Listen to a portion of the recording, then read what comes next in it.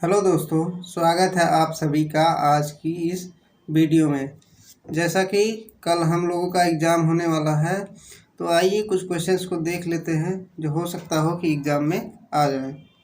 पहला क्वेश्चन है, भारतीय संविधान द्वारा भारत को एक राज्य घोषित किया गया है, तो धर्मनिरपेक्ष राज्य घोषित किया गया। भारतीय संविधान की प्रस्तावना में धर्मनिरपेक्ष शब्द किस संवैधानिक संशोधन द्वारा जोड़े गए थे? तो 42वें संविधान संशोधन द्वारा जोड़े गए थे। निम्नलिखित में से कौन सा धर्म भारत में अल्पसंख्यक की श्रेणी में आता है? तो मुस्लिम, सिख, ईसाई, इसके अतिरिक्त जो है बौद्ध और जैन, ये सभी धर्म जो है आते हैं। यहाँ पे होगा सरकार जो है धार्मिक मामलों में हस्तक्षेप सरकार धार्मिक मामलों में हस्तक्षेप कर सकती है, तो इसका उत्तर है हाँ, कर सकती है। यहाँ पे मिसप्रिंट है, हैदराबाद होगा।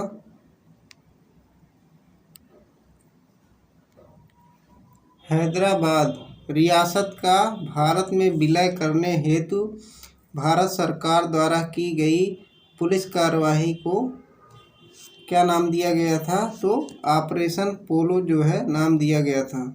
स्वतंत्रता के पश्चात स्वीकृत भारत में राज्यों को किन श्रेणियों में बांटा गया था? तो उनको 4 श्रेणियों में बांटा गया था। क, ख, ग और घ में बांटा गया था। जूनागढ़ रियासत का विलय भारत में किस आधार पर हुआ था? तो जनमत संग्रह के आधार पर इसका भारत में विलय हुआ था। राज्य पुनर्गठन आयोग की अध्यक्षता, मतलब कि राज्य पुनर्गठन जो आयोग बना था वो किसकी अध्यक्षता में बनाया गया था? तो फजल अली के अध्यक्षता में इसको बनाया गया था। अगला क्वेश्चन है, जाति का राजनीतिक स्वरूप या रूप किसने प्रस्तुत किया है? तो रजनी कोठारी जी ने जाति का राजनीतिक रूप प्रस्तुत किया है। संविधान के किस भाग में और अनुच्छेद में संशोधन प्रक्रिया का उल्लेख है? तो भाग 20 और अनुच्छेद 368 में संविधान में संशोधन प्रक्रिया का उल्लेख किया गया है। संविधान में संशोधन कितने प्रकार से किया जा सकता है? तो 3 प्रकार से किया जा सकता है, जैसा कि आप सभी जानते होंगे। साधारण बहुमत द्वारा, 2/3 बहुमत और 2/3 बहुमत प्लस आधे राज्यों की सहमति द्वारा। अगला क्वेश्चन है, संविधान में संशोधन की पहल की जा सकती है? तो संसद के किसी भी सदन द्वारा जो है संशोधन की पहल की जा सकती है। अगला क्वेश्चन है, किस अनुच्छेद के अनुसार प्रत्येक राज्य का एक राज्यपाल होगा? तो अनुच्छेद 153 के अनुसार एक राज्यपाल होगा।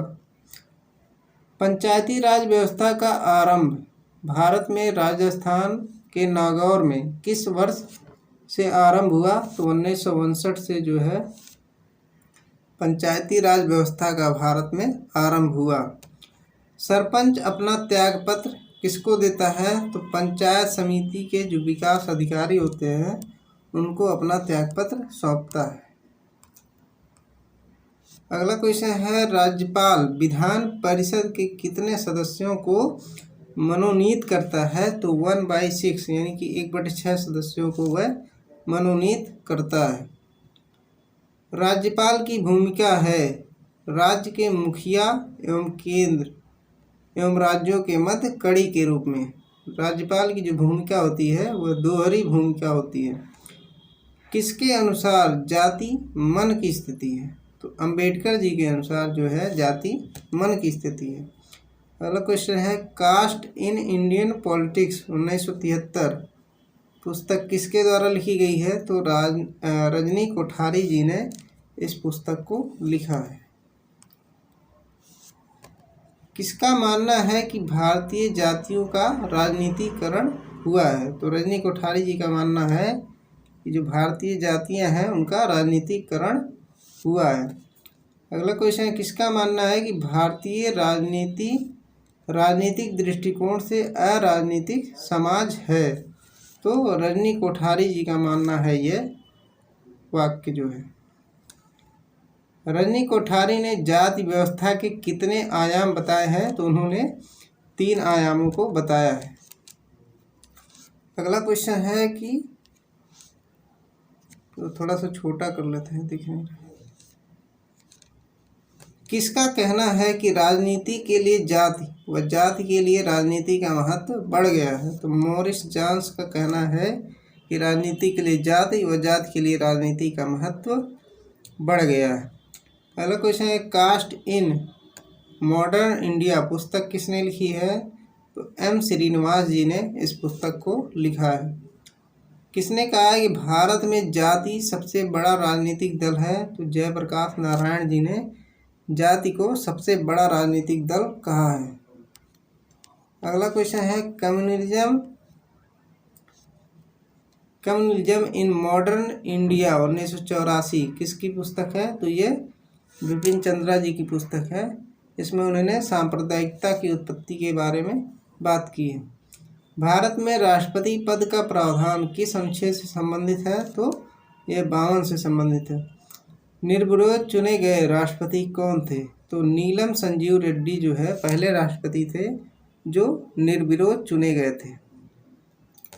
संविधान में राष्ट्रपति शासन का प्रावधान किस अनुच्छेद में किया गया है?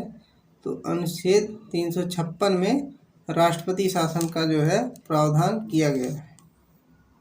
भारत में अभी तक कितनी बार राष्ट्रीय आपातकाल घोषित किया गया है? तो 3 बार जो है राष्ट्रीय आपातकाल घोषित किया गया है। भारत के राष्ट्रपति की तुलना निम्नलिखित में से किससे करना जो है सर्वाधिक उचित है? तो ये ब्रिटेन के सम्राट से करना सबसे उचित होगा। भारत के राष्ट्रपति की क्षमादान की शक्ति किस अनुच्छेद से प्राप्त होती है? तो अनुच्छेद 72 से राष्ट्रपति को क्षमादान की शक्ति प्राप्त होती है।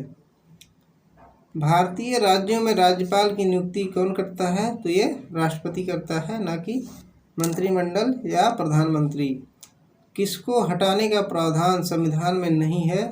तो गवर्नर को हटाने का जो प्रावधान है वो संविधान में नहीं किया गया है। अगला क्वेश्चन है, निम्नलिखित में से कौन सा अधिकार राज्यपाल के पास नहीं है? तो उच्च न्यायालय के न्यायाधीशों की नियुक्ति का जो अधिकार है वो राज्यपाल के पास नहीं है, वो राष्ट्रपति के पास होता है। 7वां संवैधानिक संशोधन निम्नलिखित में से किससे संबंधित है? तो ये 2 या 2 से अधिक राज्यों के लिए एक ही व्यक्ति को राज्यपाल के रूप में नियुक्त करने से संबंधित है। राज्यपाल की अध्यादेश बनाने की शक्ति से संबंधित है। मतलब कौन सा आर्टिकल जो है राज्यपाल की अध्यादेश से संबंधित है? तो अनुच्छेद 213 जो है इससे संबंधित है। अगला क्वेश्चन है, स्वतंत्र भारत में राज्य की पहली महिला राज्यपाल कौन थी? तो श्रीमती सरोजनी नायडू जो है पहली महिला राज्यपाल थी और यह उत्तर प्रदेश में बनती है। निम्नलिखित में कौन सा जाति का कार्य है? व्यवसाय का निर्धारण करना यह जाति का कार्य है। क्या भारतीय संविधान में अल्पसंख्यक शब्द को परिभाषित किया गया है? तो इसका उत्तर है नहीं। अल्पसंख्यक शब्द को जो है संविधान में परिभाषित नहीं किया गया। भारतीय संविधान में धार्मिक और भाषाई अल्पसंख्यकों को किस अनुच्छेद में विशेष अधिकार दिए गए हैं? तो अनुच्छेद 29 और 30 पे जो है विशेष अधिकार प्रदान किए गए हैं। तो दोस्तों आज का वीडियो यहीं पे समाप्त होता है और कुछ स्पेलिंग मिस्टेक थी उसके लिए मैं माफ़ी चाहता हूँ। बाकी एग्ज़ाम में कल आप लोग अच्छे से क्वेश्चन को डील करें। मिलते हैं फिर, तब तक के लिए धन्यवाद।